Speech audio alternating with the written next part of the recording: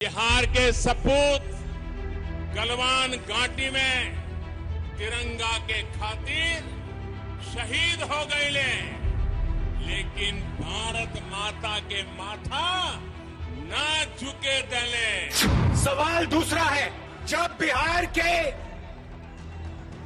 युवा सैनिक शहीद हुए उस दिन हिंदुस्तान के प्रधानमंत्री ने क्या कहा और क्या किया?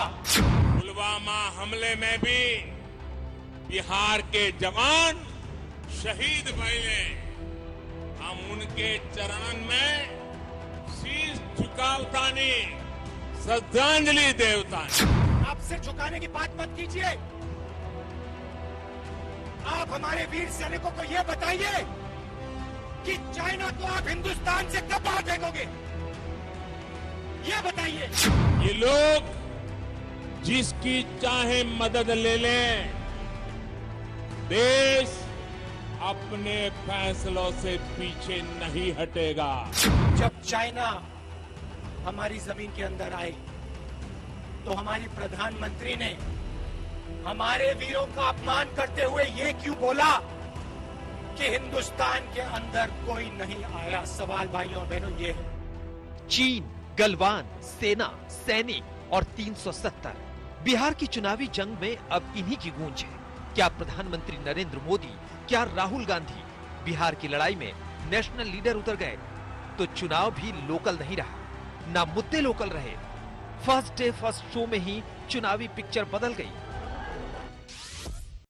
पुलवामा हमले में भी बिहार के जवान शहीद भइले, हम उनके चरणन में शीश झुकावतानी, श्रद्धांजलि देवतानी। आप सिर झुकाने की बात मत कीजिए। आप हमारे वीर सैनिकों को यह बताइए कि चाइना को आप हिंदुस्तान से कब बाहर फेंकोगे, यह बताइए। राष्ट्रीय मुद्दों की ये लड़ाई बिहार चुनाव में हावी हो चुकी है। मैदान जंग में पीएम मोदी के उतरने से हवा बदल चुकी है। प्रधानमंत्री नरेंद्र मोदी ने आज बैक टू बैक 3 रैलियां की है। सासाराम, गया और भागलपुर से धमाकेदार प्रचार शुरू किया। लेकिन सबसे बड़ी बात पहली ही रैली में पीएम मोदी ने कही।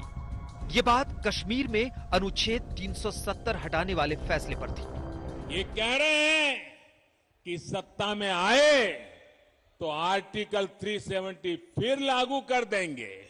ये लोग जिसकी चाहे मदद ले लें, देश अपने फैसलों से पीछे नहीं हटेगा।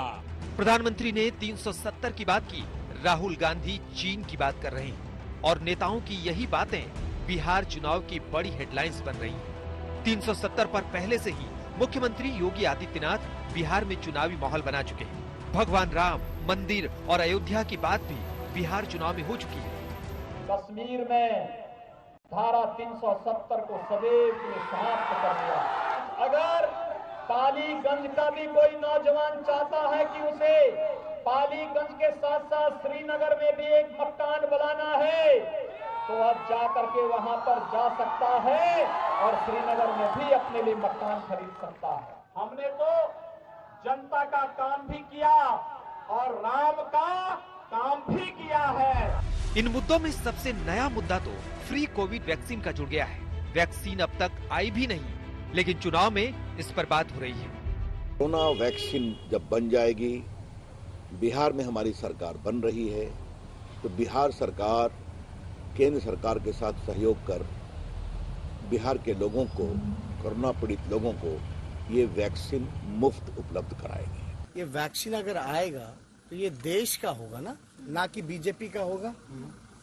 तो ये तो बेवकूफ बनाने वाली बातें हैं। ऐसा लगता है कि बिहार का चुनाव अब देश का चुनाव बन गया है। बिहार के मुद्दे बैकफुट पर चले गए हैं और इन पर चर्चा धीरे धीरे कम होती जा रही है। आज तक ब्यूरो।